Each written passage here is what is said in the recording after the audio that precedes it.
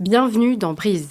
Je m'appelle Claudia Rendivillo, votre hôte, et ici, on décrypte, dédramatise, on parle haut et fort et sans tabou de santé mentale au travail.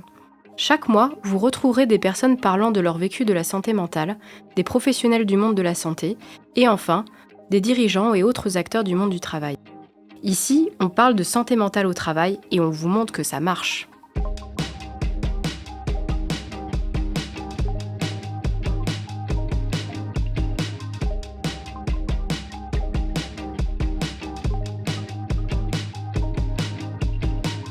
Bienvenue dans ce nouvel épisode de Brise. Aujourd'hui, j'ai le plaisir d'accueillir Dora Blasberg. Bonjour Dora. Bonjour, enchantée. Bonjour et enchantée, merci beaucoup d'être présente pour ce nouvel épisode qui a pour sujet sport et santé mentale au travail notamment. Peut-être déjà pour commencer, puisqu'on a plein de choses à se dire sur ce sujet-là, est-ce que tu pourrais te présenter et expliquer ton parcours en quelques mots? Alors, en quelques mots, ça va être un peu compliqué puisqu'on va comprendre au travers de ce podcast, je pense que, en fait, je suis quelqu'un d'assez dynamique et qui aime travailler, qui aime investir dans plein de domaines différents. Et j'ai appris il y a pas longtemps que ça s'appelle slasheuse. Donc, en fait, en gros, je suis une spécialiste, une experte, du coup, justement, dans la santé mentale et physique, en entreprise et dans la société, et dans le domaine de l'inclusion, donc l'inclusion des personnes en situation de handicap au travail notamment. C'est des sujets vraiment qui m'animent, que je trouve absolument passionnants parce qu'en fait, on est tous uniques, on est tous singuliers, on est tous différents. Et pour autant, quand on agit d'une même manière, ça peut agir sur plein de personnes différentes. Donc, l'action peut nous unir finalement. Donc, je suis une psychologue du travail, je suis conférencière, je suis prof à la fac. Et en 2020, j'ai créé ProAdapt et je pense qu'on va pas mal en parler au cours de ce podcast. Donc, c'est suite à mon expérience de vie personnelle, puisqu'en fait, je suis en situation de handicap invisible moi-même, comme 80% des handicaps. On a le logo handicap avec le fauteuil roulant, mais ça représente presque personne. 80% des handicaps sont invisibles. Et pour ma part, j'ai deux maladies aux os, dont une rare, qu'on m'a annoncée quand j'avais 7 ans en me disant ta vie va être foutue. On est désolé pour toi. Ta maladie est rare, auto-immune, incurable, sans traitement. Donc, en gros, n'espère à peu près rien de ta vie. Et finalement, j'ai appris à grandir avec cette maladie. Bon, ça a été difficile au début, mais après, bon, je pense qu'on développe beaucoup de capacités, de résilience, et on fait avec, finalement, on fait avec des douleurs chroniques, avec de la fatigue chronique. Et autour de mes 25 ans, ma situation de santé s'est vraiment dégradée après un burn-out qui a compliqué ma maladie. Et, euh, et vraiment, j'en parlais pas trop autour de moi, je serrais les dents. Enfin, tu vois, j'étais pas du tout du genre à me plaindre. Et un ami un jour m'a dit, mais Dora, ça se voit que ça va pas bien.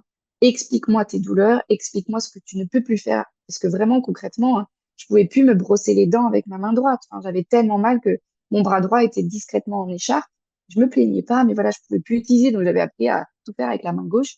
Et en fait, il m'a conseillé des mouvements parce que c'était son métier pour progressivement retrouver de l'autonomie, du bien-être. Et en quelques semaines, en quelques mois à peine, j'ai pu retrouver des gestes du quotidien que je faisais plus avec le bras droit. J'ai retrouvé du peps, j'ai retrouvé du bien-être et mes douleurs ont diminué. Et j'ai même fait des contrôles médicaux qui ont dit, bah en fait, la vie, elle est en pleine régression, quoi. On voit presque plus rien sur les IRM, etc. Et là, je me suis dit, il faut créer une solution pour aider les millions de personnes qui souffrent de leur santé, d'un handicap, de leur poids, de leur âge, à elles aussi retrouver de l'autonomie, du bien-être.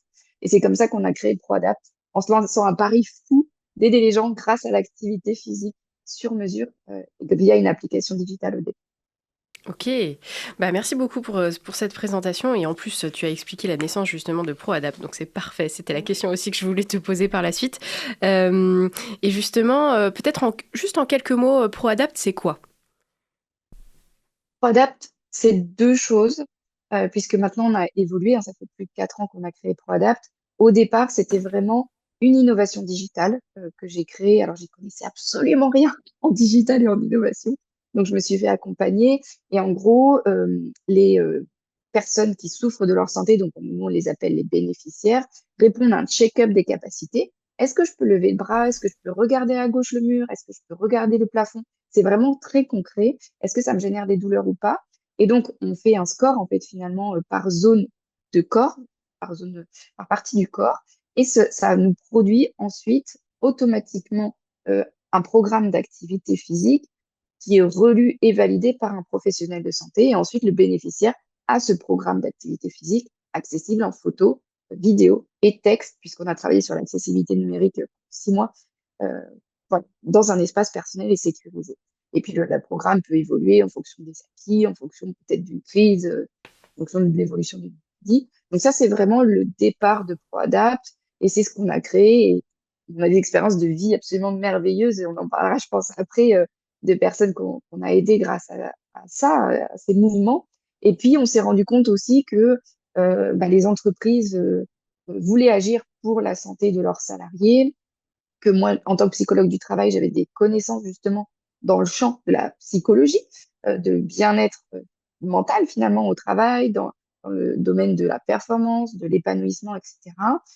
Et donc, les entreprises sont venues me chercher en me disant, bah, Dora, tu as des expertises dans l'inclusion, dans le handicap, en psycho du travail et maintenant en santé physique. Viens chez nous parce que nous, on est complètement à la ramasse. On ne sait pas comment faire pour agir pour la santé de nos salariés et les entreprises ont l'obligation d'agir pour la santé des salariés. Avec toute la crise Covid qu'il y a eu, avec la difficulté de recrutement, avec le turnover qui augmente, les arrêts maladie qui augmentent, les entreprises ont des véritables enjeux à agir concrètement et véritablement pour la santé de leurs salariés. Donc maintenant, on intervient en entreprise majoritairement et en contrepartie, on reverse une partie de notre chiffre d'affaires aux personnes qui souffrent de leur santé, soit via des actions pro bono, soit via des actions de sensibilisation, voilà, des actions un petit peu gratuites pour sensibiliser, bouger pour votre santé. ProAdapt, c'est une aventure merveilleuse, en gros. Oui, ça a l'air, en tout cas, ça fait vraiment envie dans la manière dont tu l'expliques, en tout cas. Et justement, dans la manière dont tu as présenté ProAdapt, il y avait plusieurs mots-clés que j'ai repérés. C'est à la fois...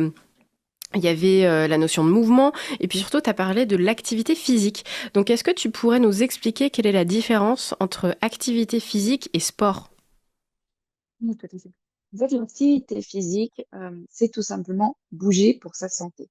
Dans la notion de sport, on va aller chercher la performance, la compétition.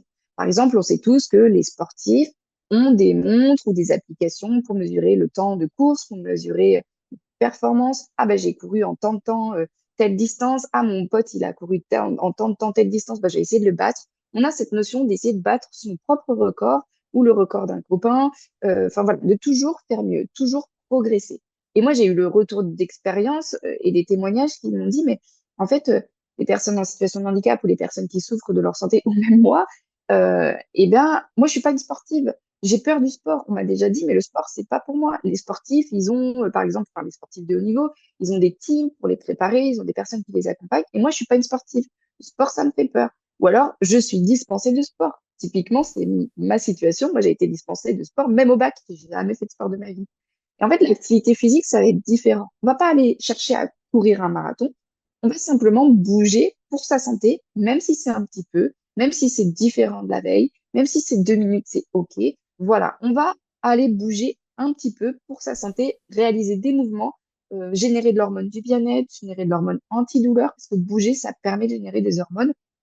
Et en fait, le mouvement, c'est un médicament qui est sous-estimé finalement, mais c'est le plus efficace qu'on possède et c'est le plus facile. Enfin, c'est vraiment il est à la portée de tous. Même quelqu'un qui est en fauteuil roulant, même quelqu'un qui est alité peut bouger certains membres. Et en fait, il n'y a pas de notion de compétition. L'exercice, c'est la clé pour un corps sain et puis un mental bien aussi, quoi, être bien dans sa peau et dans son. Ouais. Ouais, donc finalement, dans ce que tu expliques là, je pense qu'il y a beaucoup de personnes en fait qui vont nous écouter et qui vont découvrir c'est la différence entre ces deux définitions. Moi-même, en fait, je ne savais pas avant qu'on échange ensemble.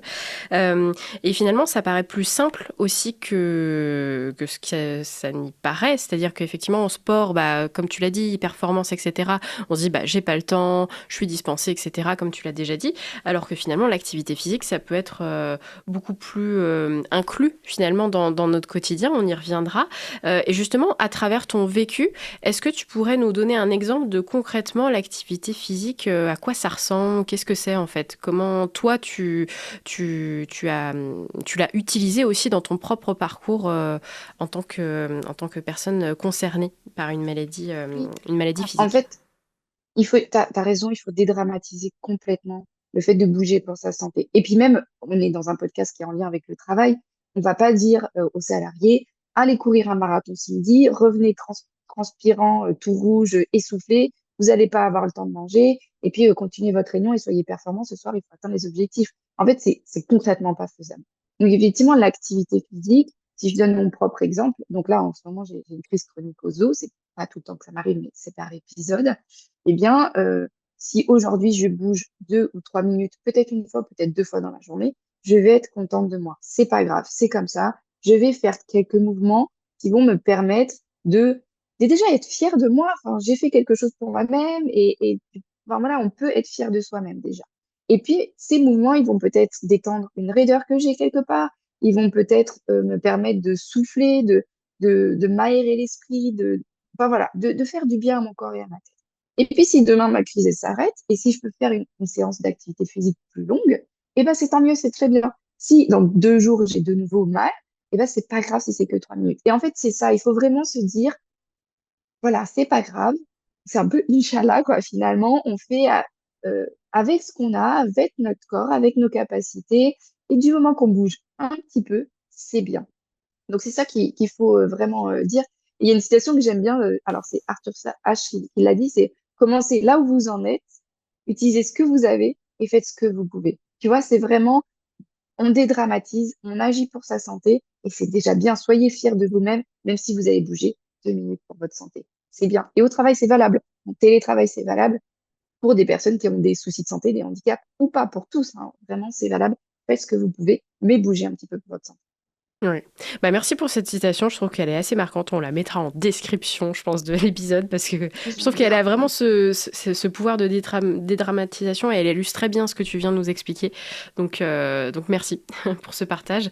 Et, euh, et justement, tout ça, en fait, ce que tu expliques, bah, finalement, ça nous permet de nous rendre compte que bah, 2-3 minutes, comme tu le dis, c'est suffisant par jour, en fait, hein. C'est ça l'activité physique et ça peut déjà avoir des impacts, Donc, c'est une finalement. base. Oui, voilà. Ouais, c'est ça, c'est une base. Très bien. Merci pour ta précision. Et justement, est-ce que tu peux expliquer la différence entre bah, finalement bouger pour sa santé, prendre soin de soi, et puis la prévention de maladies graves, en fait? Quelle est éventuellement la frontière un peu entre les deux? Oui, c'est vrai. En ce moment, il y a des campagnes du gouvernement, typiquement, qui dit bougez 30 minutes pour votre santé, et puis qui favorisent toutes les initiatives qui permettent de bouger 30 minutes par jour pour sa santé. Et là, on va vraiment être dans la prévention, même si 30 minutes, c'est peut-être pas suffisant pour la prévention, mais en tout cas, c'est vrai que bouger sur une plus grande durée, faire de l'activité physique en prévention d'une maladie grave, ça, on va essayer de réduire le risque de développer des conditions médicales qui sont sérieuses, on va dire, hein, des maladies cardiovasculaires, le diabète, certains cancers, des maladies neurodégénératives. Et on a l'expérience et le recul scientifique pour dire que plus on va bouger, vraiment entre 75 minutes et 150 minutes d'activité modérée à intense par semaine, donc on est vraiment dans de l'activité physique, presque du sport finalement, hein, de aller chercher la longueur, aller améliorer, enfin, augmenter son rythme cardiaque. On va vraiment être dans la prévention de maladies graves, renforcer le système immunitaire, améliorer ses capacités cardio-respiratoires, pardon, la régulation du métabolisme. Donc là, va vraiment être dans la prévention des maladies graves. Alors que pour tout simplement le bien-être, juste agir un petit peu pour diminuer les douleurs, voilà, pour se sentir bien dans son corps, là, on va être sur l'activité physique. On va pouvoir, avec juste quelques mouvements, quelques minutes par jour, bah, améliorer tout ce qui est santé mentale, réduire le stress. On va se sentir aussi augmenter son énergie, sa productivité, tu vois, on va avoir l'impression ouah, d'avoir un regain d'énergie, d'être bien tout simplement. Et là, effectivement, ça peut être juste aller marcher, enfin, juste, déjà bien, hein, aller marcher 10 minutes au lieu de prendre, je sais pas, un taxi ou des transports, faire quelques mouvements de yoga, faire des exercices de respiration, faire quelques étirements. Et là, on n'est pas du tout dans les mêmes objectifs, mais il y a un sentiment de bien-être pour autant. Donc, le mieux, c'est d'avoir les deux, bon, hein, que ce soit complémentaire, mais ne serait-ce que bouger un petit peu pour sa santé, c'est déjà bien, parce que ça a des effets sur le corps, hein, et sur le mental. Ouais, tout à fait. Bah, merci en tout cas pour cette clarification qui était nécessaire. Et justement, quand on a préparé pardon, ensemble bah, cet épisode, tu m'as parlé d'une étude sur laquelle vous travaillez actuellement pour démontrer quoi d'ailleurs? Je te laisse le soin d'en parler. Alors effectivement, on est en train de lancer une étude avec deux cabinets de recherche, enfin deux universités plutôt, l'université de Tours et l'université de Grenoble, en psychologie du travail, psychologie sociale et psychologie du sport. Donc, un peu allier différents domaines de la psychologie. D'ailleurs, la plupart des personnes ne savent pas qu'il y a plusieurs sortes de psychologie, mais si, c'est pas que les psychologues où on s'allonge et on parle de son expérience. Non, il n'y a pas que ces psychologues-là. Il y a beaucoup, beaucoup de recherches en psychologie du travail. Et nous, on veut contribuer justement à la recherche dans ce domaine, qui est de prouver que bouger pour sa santé, donc faire de l'activité physique, donc vraiment un petit peu de mouvement, d'exercice physique, peut contribuer à améliorer l'estime de soi. Donc, c'est ce que je disais au début, en fait, quand tu bouges alors que ça va pas, que tu as mal ou que tu n'as pas le temps ou que tu es surchargé, là, que tu as une charge mentale énorme, bah, tu bouges un petit peu, tu fais une petite séance et finalement, tu te sens bien et tu es content de toi, tu es fier de toi. Donc, c'est ça. On veut prouver scientifiquement que bouger pour sa santé, ça permet d'améliorer l'estime de soi de tout un chacun, handicap ou pas, hein, et qu'après, lorsqu'on reprend confiance dans ses capacités, dans soi-même, eh bien, ça peut être transposable dans le monde professionnel. Et ça, c'est une expérience que je souhaite mener puisqu'on a 4 ans et demi de recul sur ProAdapt, sur nos actions. Et justement, c'est ce qu'on a observé chez certaines personnes qu'on accompagnait, chez la plupart d'ailleurs, où c'était des personnes qui se disaient avoir une vie finalement foutue, qui étaient très très mal physiquement et moralement et qui, avec l'accompagnement, avec des mouvements, ont retrouvé confiance en elles et ont retrouvé des projets professionnels ou des projets para-professionnels, ou des missions bénévoles, etc., si elles n'ont pas capacité de travailler. Et on veut prouver ça. Et on veut prouver que, euh, en fait, bouger pour sa santé, c'est bénéfique. Et dire, après, grâce à l'étude, bah, vous voyez, juste quelques minutes par jour vous permet de reprendre confiance en vous et vous permet peut-être de vous réinsérer dans la vie sociale et professionnelle. Donc, on espère, après, un peu surfer sur la vague des JO et puis surfer sur toute l'actualité autour du sport et du bien-être pour transmettre ces messages positifs de bouger pour votre santé. Vous allez avoir, ça a un véritable effet. OK, eh bien, on a hâte en tout cas de de savoir après, quelles seront les conclusions de cette étude. Ouais, De et toute puis on aura manière, besoin de répondants d'ailleurs. Donc voilà, je te tiendrai au courant quand l'étude sera exactement, lancée, parce qu'on aura avec grand besoin de plaisir. répondants qui représentent la population française, donc en situation de handicap ou pas, travaillant ou pas, etc. Donc tout le monde sera le bienvenu ou la bienvenue pour répondre à cette info. Oui, bah, oui, tout à fait. Je pense qu'on pourra faire une communication justement relative à cet épisode. Comme ça, effectivement, quand, le questionnaire et vous aurez besoin de ces répondants, en tout cas, voilà, je on mobilisera la communauté de Brise, voilà. Petite session pub. C'est ça, non, mais c'est tout à fait et puis si on peut contribuer à la recherche, en tout cas personnellement, moi ça me tient à cœur donc avec, grand plaisir pour relayer tout ça. Justement, tu viens de parler dans cette étude qu'il y a un lien donc, enfin en tout cas c'est ce que vous souhaitez démontrer et entre l'impact de bouger pour sa santé et bah, l'estime de soi, le développement de ressources personnelles et professionnelles. Hem, Justement, est-ce que tu pourrais nous expliquer comment l'activité physique joue un rôle dans l'épanouissement par rapport à la performance, qu'on a plus l'habitude de connecter au sport, comme tu l'as dit précédemment? Dans les entreprises, actuellement, c'est vrai qu'on parle énormément de performance. Et d'ailleurs, il y a des personnes en situation de handicap là, qui ont marre, qu'on dise l'inclusion favorise la performance. Enfin, vraiment qu'on soit vraiment que sur le terme performance. Je trouve qu'on le voit partout en ce moment, notamment en France. Et c'est peut-être un peu has-been, c'est peut-être un petit peu dépassé. Il faut peut-être prendre un angle un petit peu différent. Parce que dans la performance, finalement, on va avoir un objectif ou plusieurs objectifs qui peuvent être externes ou internes à l'entreprise, qui sont mesurables. Et concrètement, on a des KPI, hein, c'est comme ça qu'on appelle ça en RH ou côté direction. Et on doit atteindre, je sais rien, moi, 80% de tel chiffre d'affaires à tel mois, etc. On doit tous y aller, etc. Et on est focalisé sur les résultats. Et peu importe ce que ça va coûter, finalement, en santé, hein, peu importe ce que ça va nécessiter comme implication, peu importe ce que ça va nécessiter comme horaire de travail, voilà, comme on va vraiment tout sacrifier côté salarié pour atteindre ces résultats et atteindre la performance globale de l'équipe. Euh, je pense que, alors effectivement, on doit avoir des critères et des objectifs à atteindre, mais gérer plutôt, enfin, regarder la performance sous l'angle ou avec l'angle épanouissement professionnel, c'est important parce qu'en fait, l'épanouissement va plutôt être dans la santé mentale, savoir gérer le stress. C'est normal d'avoir des périodes de stress. Et en plus, on réagit tous différemment par rapport à une charge de travail ou par rapport à un épisode de stress possible. On est tous différents, on est tous uniques. On a tous un système ou des capacités de concentration différentes. C'est normal. Mais que l'entreprise prenne en compte justement l'épanouissement de chacun. Qu'est-ce qu'on a vraiment envie de faire? Quelles sont nos appétences et nos compétences? Parce que les compétences, souvent, on les mesure avec des cartographies de compétences, avec voilà, il y a plein de systèmes de mesure, les entretiens annuels, etc. Mais quelles sont mes appétences? C'est-à-dire ce que j'aime faire naturellement, ce que je sais faire et peut-être que j'applique pas en entreprise parce qu'on est focus sur tel domaine et en fait, moi, je suis bénévole à côté dans une asso et puis je gère, je sais pas, la compta, je gère l'animation d'une équipe de bénévoles, etc. Donc finalement, j'ai des appétences, je sais faire des choses que je ne mets pas en place dans l'entreprise. Et ça peut être des choses épanouissantes parce qu'on ne va pas aller chercher des ressources supplémentaires pour le faire. On l'a dans nos capacités en soi-même, finalement, on le porte. Donc c'est vrai que aller chercher la performance en prenant en compte l'épanouissement ou aller chercher plutôt l'épanouissement pour atteindre la performance, c'est quelque chose qui est intéressant en entreprise et l'activité physique, elle peut jouer un rôle là-dessus. C'est-à-dire que l'activité physique, ben, on va être sur bouger pour sa santé, bouger pour réduire le stress, bouger pour améliorer son bien-être, pour améliorer ses capacités, sa performance, parce que effectivement, quand on oxygène le cerveau, on va se sentir plus performant, on va être plus concentré.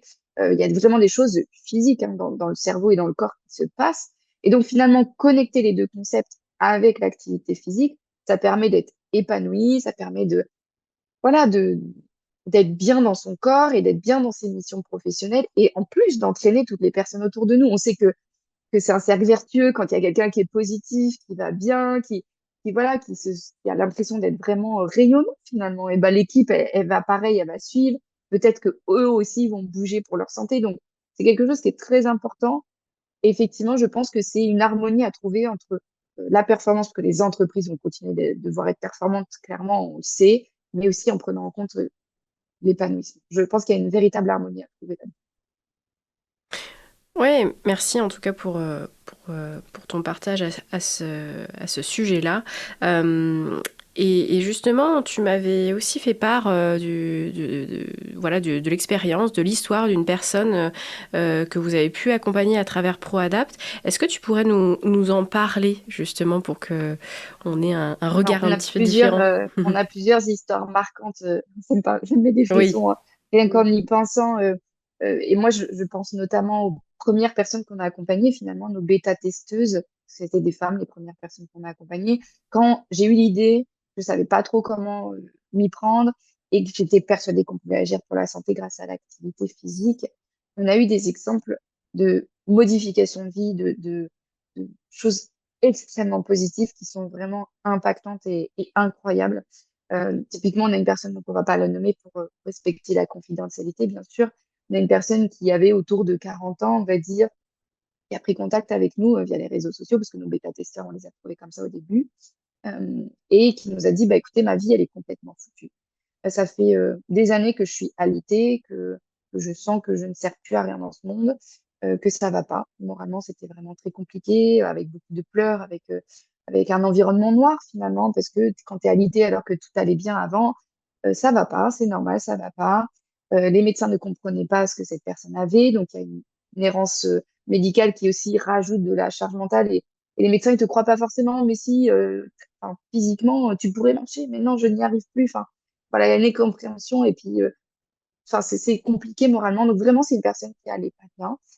Et on l'a accompagnée à bouger progressivement depuis son lit, donc faire des mouvements d'activité physique dans son lit, puis assise, puis debout progressivement. Et c'est une personne qui un jour, donc j'étais en vacances en Thaïlande à l'autre bout du monde, et je coupais très souvent en vacances, je coupe mon téléphone, et donc je rallumais la Wi-Fi un petit peu pour prendre les actualités de ma famille. Et j'ai reçu une vidéo de cette personne qui est en train de faire quelques pas en forêt, parce que son mari l'avait emmenée en voiture en forêt avec son chien et elle me disait en pleurs, et moi aussi ça m'émeut rien que d'y repenser. Elle me disait, mais Dora, je peux remarcher quelque part sans déambulateur, sans fauteuil roulant. Et du coup, en plus, en forêt, tu sais, c'est pas droit, il y a des feuilles, il y a des petites branches, etc. Et ensuite, on a gardé le lien, on est toujours en lien.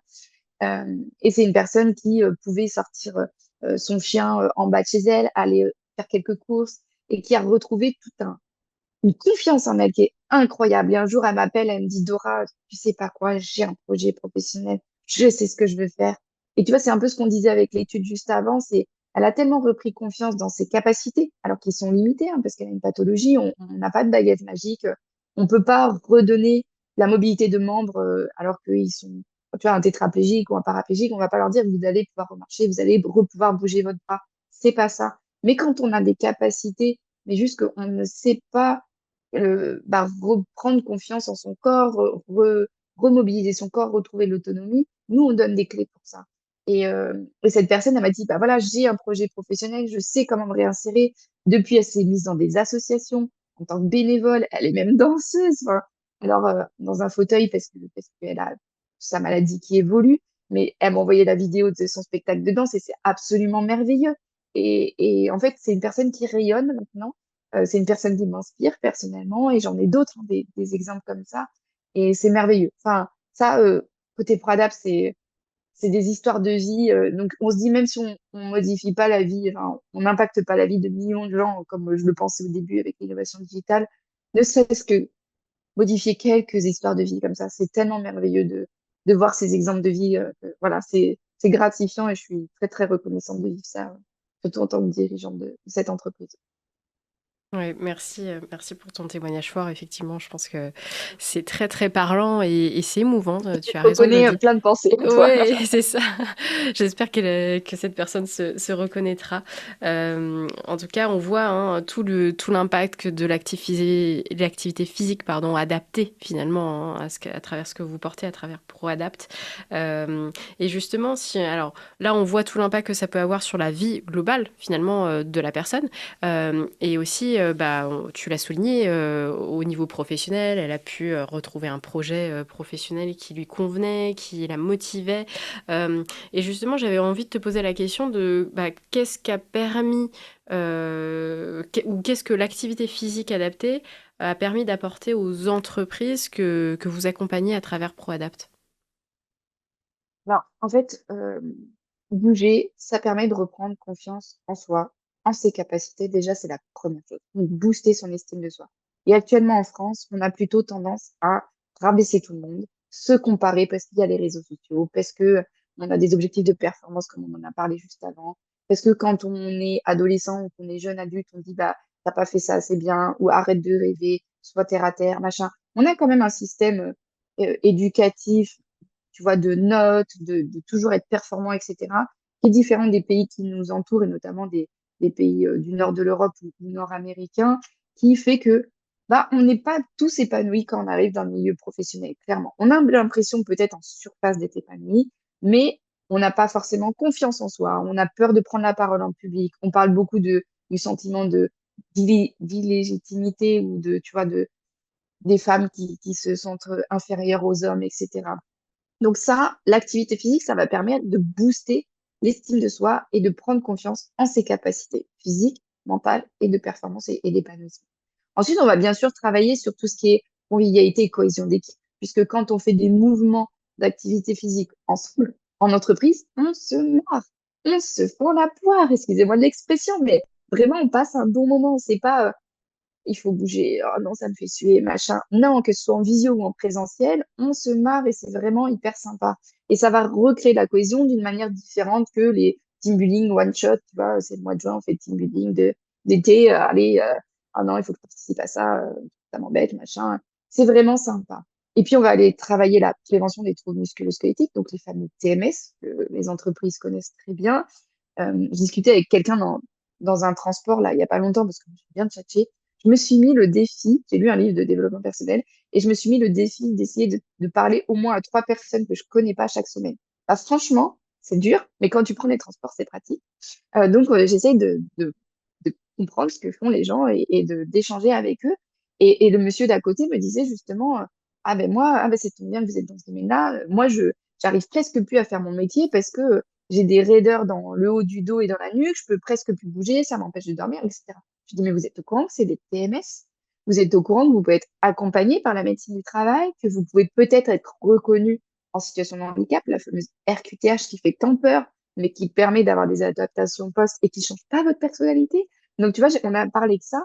Et en fait, l'activité physique vient en prévention des TMS, va pouvoir aussi, quand on a des TMS, diminuer des raideurs, diminuer des sentiments voilà, de membres qu'on peut bouger ou de souffrances qu'on a.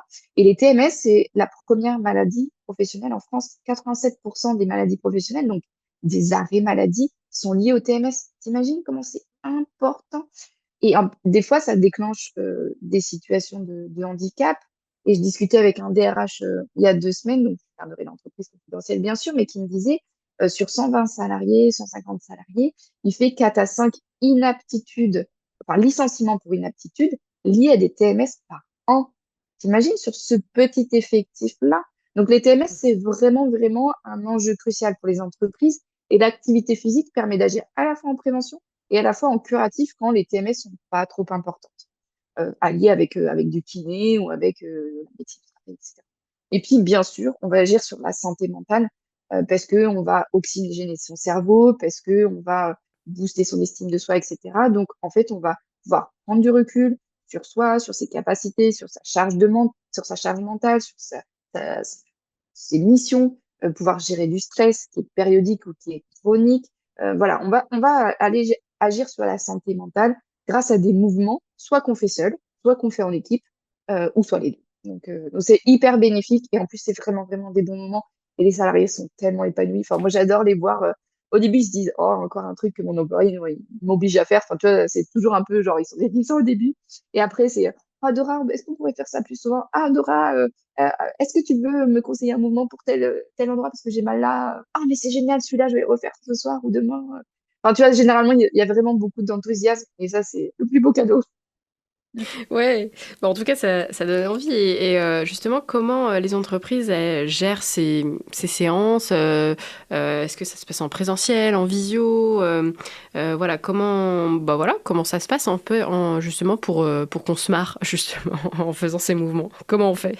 Alors, ce qui marche très bien dans les entreprises, parce qu'il y a beaucoup d'entreprises qui ont des salariés en présentiel et d'autres en télétravail. Depuis le Covid, ça a été renforcé. Donc, ce qui marche très bien, c'est de faire des séances en visio. Donc, nous, on s'adapte, hein, bien sûr. On fait en sorte que dans la visio, on voit les mouvements. Et donc, on propose à tout le monde, qu'ils soient en présentiel ou en visio. Donc, s'ils sont en présentiel, généralement, ils se mettent dans une salle de pause ou dans une salle de réunion. Et puis, dans l'environnement de travail, c'est-à-dire que c'est vraiment avec son bureau, avec sa chaise de travail, enfin, dans son environnement de travail et en tenue de travail, on ne va pas se mettre en tenue de sport, eh bien, on va bouger à peu près 10 minutes pour sa santé. On propose ces pauses, en fait, finalement, ces flash mouvements qui permettent de bouger pour sa santé sans rajouter de contraintes. C'est-à-dire sans rajouter de fait que bah, pendant 1 heure, on va être absent, qu'on va recevoir 200 mails pendant notre absence, peut-être pas 200 en 1 heure, mais on va recevoir des mails, on a l'impression de louper quelque chose d'important et de se rajouter une charge de travail. On ne veut pas que ça rajoute une charge. On veut juste que on agisse pour la santé mentale et physique au travail et que ce soit pas une contrainte. Donc les 10 minutes de pause, par exemple, 2 fois par semaine, souvent on fait ça le mardi et le jeudi, sur des horaires différents, ça permet de créer de la convivialité parce que des fois en visio, bah, on dit bah, prenez ce que vous avez autour de vous pour faire un poids et puis faire tel mouvement avec le bras. Il y en a qui prennent bah, leur bouteille d'eau, il y en a qui prennent leur pot de fleurs, il y en a qui prennent la bouteille de rhum de la veille parce qu'ils ont fait une soirée chez eux.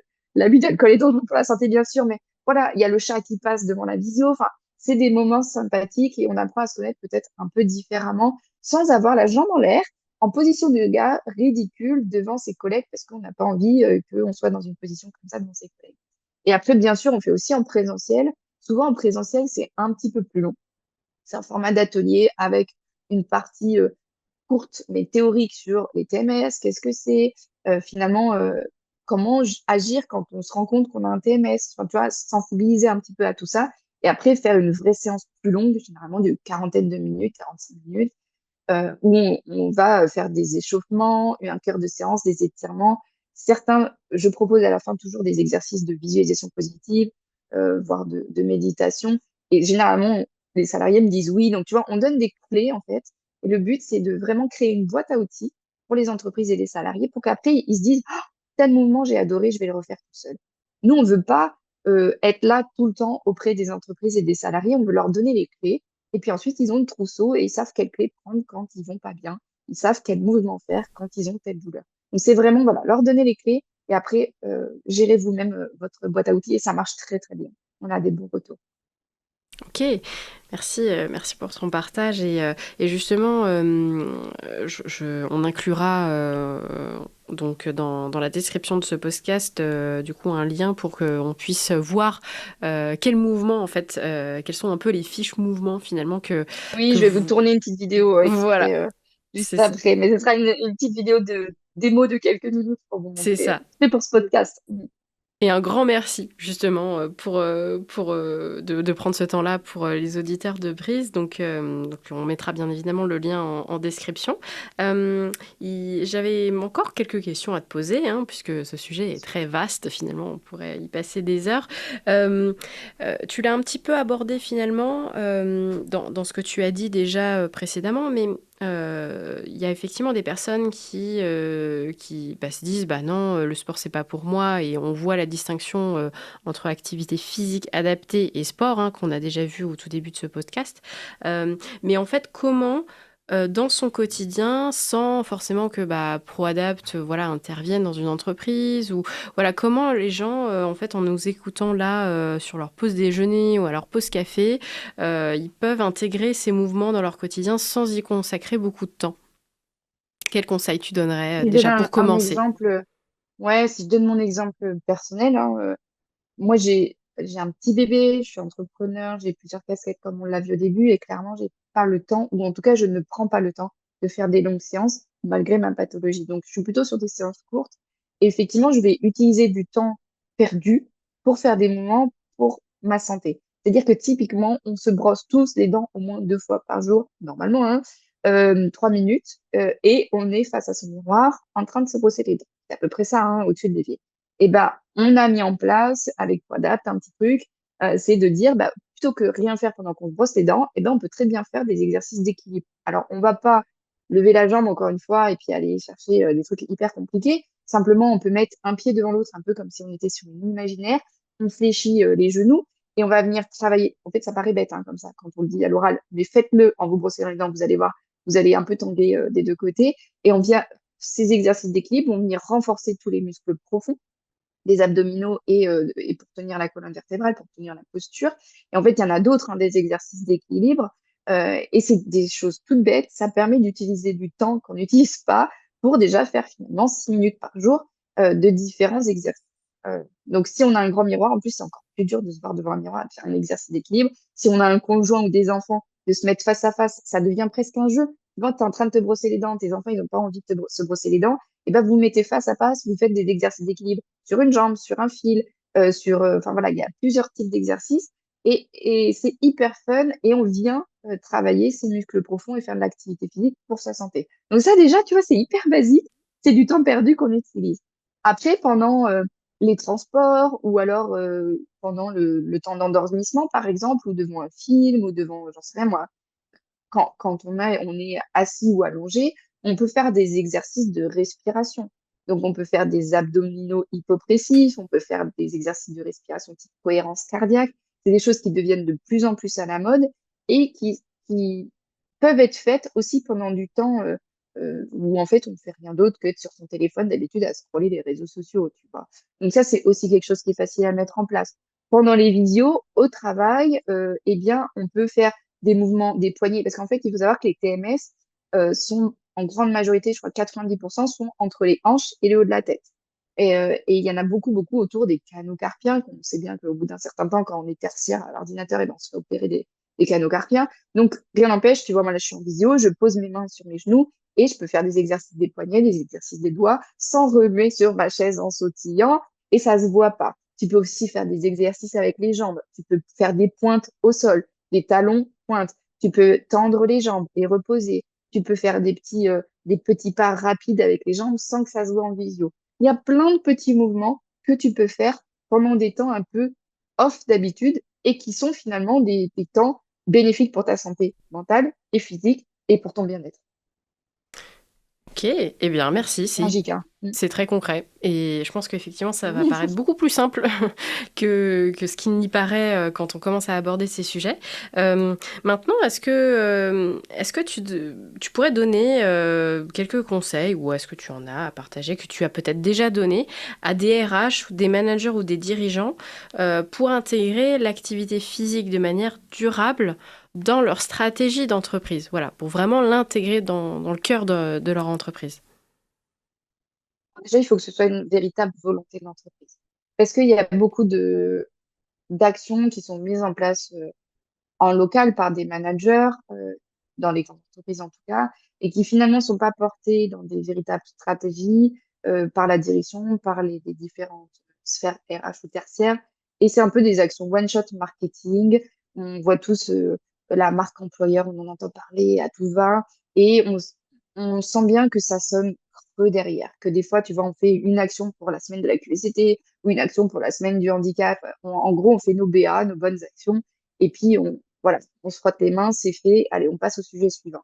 Je pense que pour véritablement agir pour la santé en entreprise, il faut que ce soit inclus dans la stratégie, dans la politique RH, que ce soit une véritable volonté et que ce soit déployé à tous les niveaux de l'entreprise et pas juste dire, vous allez faire ça maintenant, vous devez animer une petite séance de 10 minutes, vous devez participer à ça, vous devez faire tel challenge. Non, il faut expliquer le pourquoi, les bénéfices et ce qu'on vient de dire finalement dans ce podcast, la simplicité aussi d'application. Donc ça, c'est la première chose. Après, il faut savoir écouter le terrain, c'est-à-dire les salariés. Très souvent dans les entreprises, il y a des enquêtes. Et si je donne des exemples très concrets, dans les entreprises dans lesquelles j'ai pu travailler, il y a des enquêtes annuelles pour savoir comment vont les salariés sur différents aspects. Et finalement, on répond à l'enquête, donc entre eux, généralement, c'est fin d'année. On a les conclusions de l'enquête, parce que c'est un peu long, autour du mois de mars-avril. On ne voit pas d'application, on ne voit pas de choses mises en place avant la prochaine enquête qui est déjà lancée. Et donc, non, écoutez véritablement les remontées du terrain. Est-ce que vos salariés vont bien? Est-ce qu'ils ont des choses qui sont difficiles pour eux? Enfin, voilà, écoutez les remontées du terrain véritablement. C'est pas faire semblant de les écouter, c'est véritablement. Et ensuite, mettez en place des actions durables, des actions vraiment où les salariés s'en emparent, où les managers s'en emparent, où tout le monde s'en empare et comprend les enjeux pour que ça agisse concrètement sur la santé. Voilà, il faut que tout le monde se sente motivés à participer à ça, que peut-être on trouve des salariés volontaires pour animer. Enfin, tu vois, c'est pas obligé que ce soit un manager qui anime une séance d'activité physique, par exemple, en début de réunion. Si on se dit, bon, bah, une fois par semaine, avant la réunion hebdomadaire, eh bien, on fait 2 minutes ensemble de mouvements pour diminuer les TMS ou pour connaître des nouveaux mouvements. Ça, c'est des choses qu'on propose. Nous, on forme des entreprises à ça. Eh bien, c'est pas obligé que ce soit le manager qui porte ces petites séances. Ça peut être des salariés qui se portent volontaires, ça peut être des salariés qui tournent même et qui se portent volontaires. Et du coup, ça peut vraiment amener à quelque chose de bénéfique, à une nouvelle dynamique. Et en plus, bah, ça renforce l'estime de soi, ça renforce le bien-être des salariés et le fait qu'ils soient fiers de ce qu'ils font. Et puis, ça renforce bien sûr tout ce qui est employabilité, tout ce qui est marque employeur. Enfin, en fait, c'est tout un cercle vertueux qui est mis en place. Quand c'est une véritable politique RH, c'est hyper bien. Et puis, je crois qu'on va parler un petit peu juste après, justement, de tout ce qui est résilience organisationnelle, mais ça permet aussi de dépasser des moments difficiles parce qu'en fait, on traverse tous des moments difficiles et l'activité physique, ça peut aider là-dessus, justement.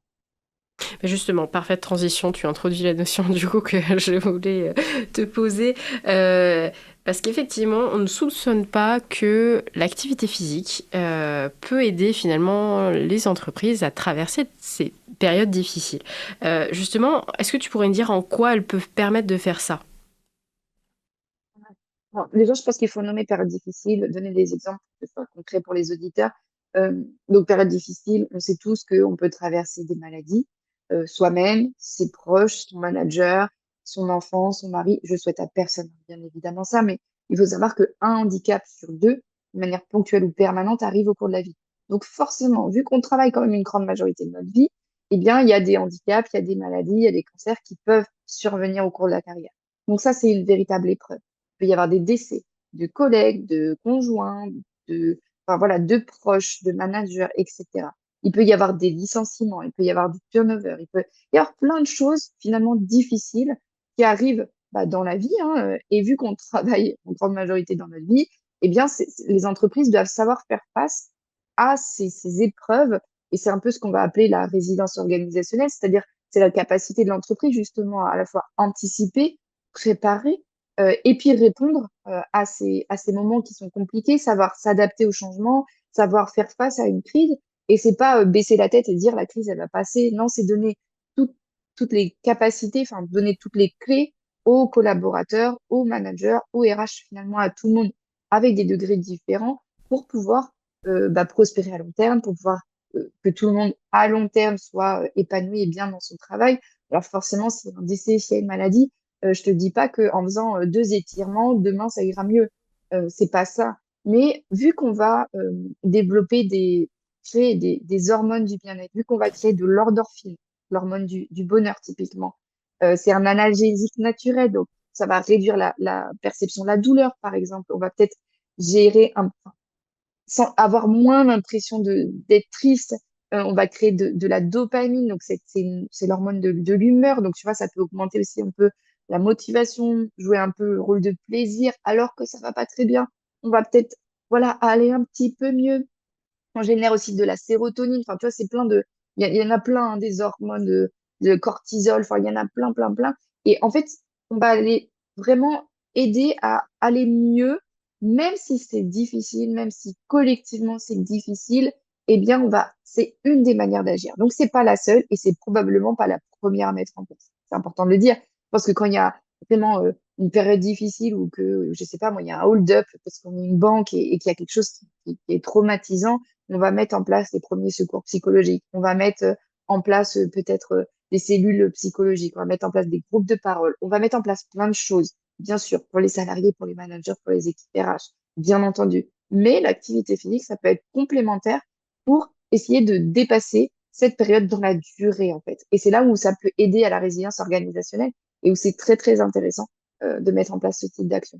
Donc voilà, c'est vraiment bénéfique et c'est quelque chose de beau à voir aussi. Comment ça a de l'effet sur le long terme, finalement, pour dépasser des périodes difficiles. Et on en traverse tous, hein, personnellement ou professionnellement. Oui, ouais. Merci en tout cas pour ce partage et cette vision finalement qui, je pense, parle à tout le monde puisqu'on a tous traversé des périodes difficiles à la fois personnellement et puis professionnellement. Donc c'est bien aussi de pouvoir en parler ici. Je crois qu'on a fait pas mal le tour, en tout cas on a un premier tour sur ce beau sujet qu'est l'activité physique adaptée finalement liée à la santé mentale et en particulier la santé mentale au travail. Est-ce que tu aurais un mot de la fin, quelque chose, une dernière, un dernier message à passer ou peut-être quelque chose que tu souhaitais ancrer davantage avant qu'on se quitte? Je pense que vous l'aurez compris, chaque petit pas compte. Moi, je pense beaucoup, enfin, j'ai cette mentalité, chaque petite action compte, chaque petit pas compte pour la santé, sa propre santé mentale et physique et pour la santé des salariés quand on est une entreprise ou qu'on représente une entreprise. En fait, investir dans son bien-être, c'est investir dans la performance, dans l'épanouissement des salariés et donc de l'entreprise. Donc, oser mettre en place des petites actions parce qu'il y a rien de petit, en fait. Finalement, même une petite action, ça peut avoir des grands bénéfices. Donc, osez vous entourer, osez aller vous renseigner. Et oui, chaque petit pas compte. Et bravo pour ce que vous faites, parce que je pense que la plupart des entreprises commencent déjà à mettre en place des choses. Donc, soyez fiers déjà des petites actions que vous mettez en place. Et voilà, soyons fiers de nous-mêmes et des actions.